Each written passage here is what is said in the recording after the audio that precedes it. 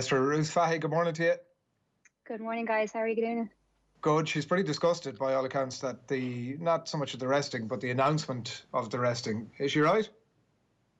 I was a bit surprised at that one, to be honest. I think it's probably fair. I think everyone knows it's what's going to happen. I mean, Germany have played Montenegro already, absolutely annihilated them along with Ukraine. That's inevitable that they're going to rest their best players.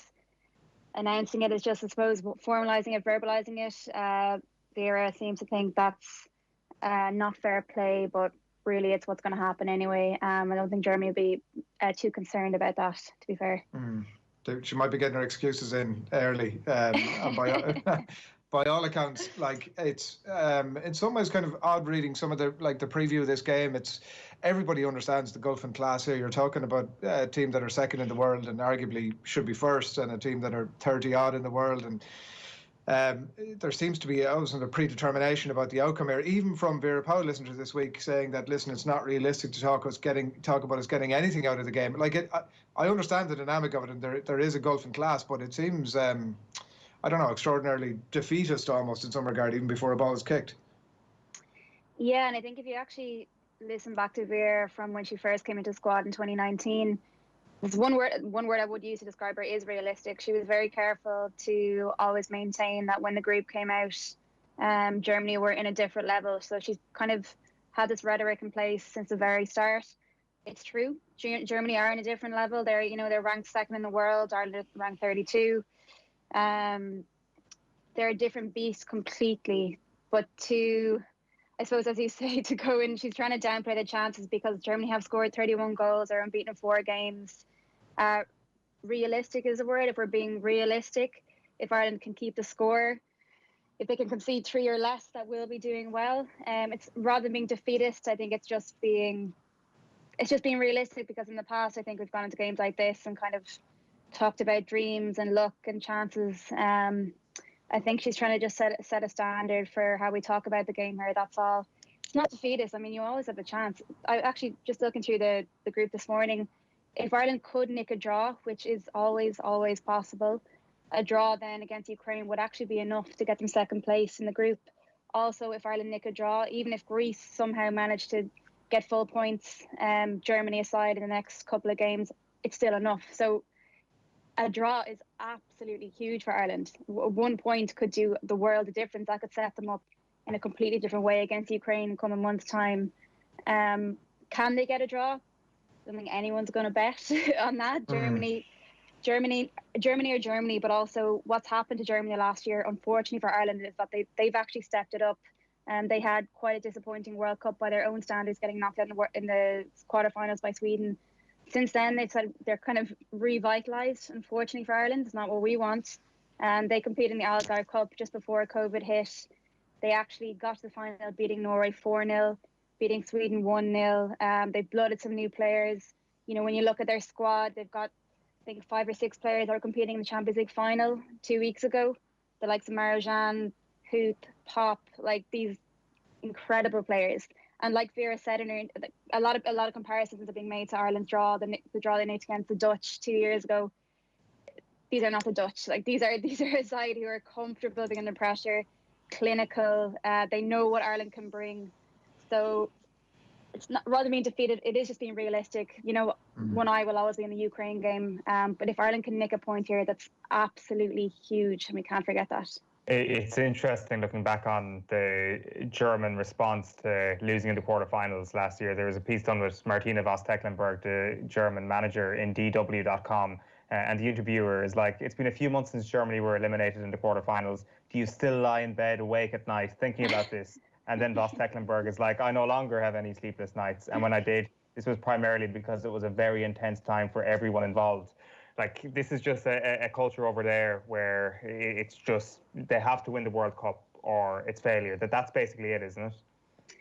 Yeah, exactly. And I remember the similar reports coming out. A couple of players came out and apologised for their World Cup performance. And we're talking a team that got to the quarterfinals. They narrowly got defeated to Sweden, but they weren't at their best. I think they were carrying a couple of injuries. They were really really shockingly defeated, I think, by Sweden. But since then, they've done everything right. They've turned around completely. They've used that period, like I said, to blood new players. And then they stormed into the qualifiers. Like, the results are outrageous. Greece 5-0, beat Ukraine back-to-back 8-0. And Ukraine are probably seen as slightly higher ahead of Ireland. They're not a poor side, and to beat them back-to-back 8-0, with talk about a statement, beat Montenegro 10-0. You know, in Ireland's opening game, I think we kind of struggled through that slightly. Now, that was Powell's first game, and all being fair, that would beat them, I think it was 2-0 at the start. So they've responded as Germany would. I think they're coming into this game, they'll have a plan in place. I think it will be next to impossible to stop it. But if we can concede 3 or less, I think that'll be a positive if a performance can come through as well. And then all eyes in Ukraine. And you talk about how they might set up, Ruth. Like, it was interesting even watching the game in Tala last night. Like that, we mentioned a bit earlier on, but for a period of the game, Rovers decided to have a go at the start of the second half and really put Milan on the back foot. And it doesn't take they've such quality in their team, obviously, which may be a fair enough comparison with the game that we're looking ahead to tomorrow. So how will Ireland set up? Is it a case that they kind of stick to their usual game plan, or actually have they really got to sort of shut up shop here and try and keep the scoreline down? Yeah, it's a really good question, and I think Paola's been asked that in the last week or so. She's been careful to state that obviously we're going to be out to defend, but she plans to play an open game, which is, I'm not sure how genuine that is. I'm not sure how much you truly want to play an open game against Germany, but I think what she means is, previously when we went into big sides, it really would have been backs against the wall. We would have had a striker sitting deep, like nearly in a flat six in midfield. I don't think it's going to be like that. Again, when you compare it to the Dutch game, what we have is 2 years of experience. What we have is a player like Rianna Jarrett back, who wasn't available 2 years ago. A player who is slowly establishing herself in WSL at her peak fitness. Jarrett's a player that can actually hold up the ball and do something with it. Not that we weren't at that point before, but I remember the Dutch game, we actually had a couple of chances. We had 2 or 3 really decent chances with the likes of Leanne Kiernan, the likes of Amber Barrett, and even comparing Kiernan 2 years ago compared to now. She's had a full season of WSL. She's an older player. She's more experienced. Amber Barrett is now playing in the Bundesliga. She knows these German players. She's got a heap of experience on her shoulders as well. I think Powell was set up using her experienced players, but also having confidence instilled in the players that if that out ball comes, they can actually do something with it. And previously, that's probably something that we wouldn't have done before. I think she might utilise Katie McCabe at left full, O'Gorman at right full, just purely for experience, and then give McCabe that leverage to go forward if she wants to. So previously under Colin Bell, I don't think they probably had an option. I don't think they had permission to actually use the ball. I don't think I ever heard him say the words open play against a team like this. So there is something slightly different about this. If you have McCabe and then you have the likes of Kiernan, perhaps Heather Payne in front of her, with Jarrett playing a triangle, they can actually do something with it. I feel like if they have a counter, they can do something with it. It's about, I think that's only going to happen, being honest, a handful of times, 4, 5, 6 times. I think they'll have the confidence now that they didn't have before to actually create something. And then in midfield, I think Denise will probably sit back. I'd say Jarrett will be left alone up front. We've got the Liverpool captain, Ruth Fahy. We have Megan Connolly, who's now starting for Brighton. She was a college player 2 years ago with Florida State. She's now starting for a WSL team. So there's a bit more experience, a bit more capability, and a chance to actually do something with the ball this time. So it won't be completely backs against the wall. I hope it's not going to be something that's kind of tough to watch for a full 90 minutes. I think there will be chances for Ireland, but it's just about being smart about it. So you think she'll go to a 4 at the back with Katie McCabe at left? Because it was 3 at the back against Montenegro, was it? Yeah. Absolutely no chance going 3 at the back. I'd say there, but I just feel like she might pull Katie back left full, literally just because she's been playing there with Arsenal and doing a fine job. Just to solidify it a little bit more, I think she'll probably ask Denise to sit back just to help Fahy and whoever is beside her. And then if you can have Jarrett up top, if she does start her, which I think she will. I think Rihanna got her first start against Man City with Brighton last weekend. By all accounts, was flying it. So we've all seen her recently in the qualifying games. She can hold up the ball. She can turn and run. She won't be afraid of the Germans. And like I said, it could be different. There will be chances. Can they do something with it? That's up to the players and to show. just in an overall sense with Vera Pauw, you mentioned on some of the players that she has there now and like the quality that's there. Like, and I remember being at was it Norway? I can't even remember. I was at the game and I can't even remember. Was it Norway a couple of years ago, the playoff that we came up Norway, short in? Like it felt that day that we weren't, like you mentioned, Leanne Kiernan, for example, like it felt that day that we weren't necessarily playing to the strengths of that team.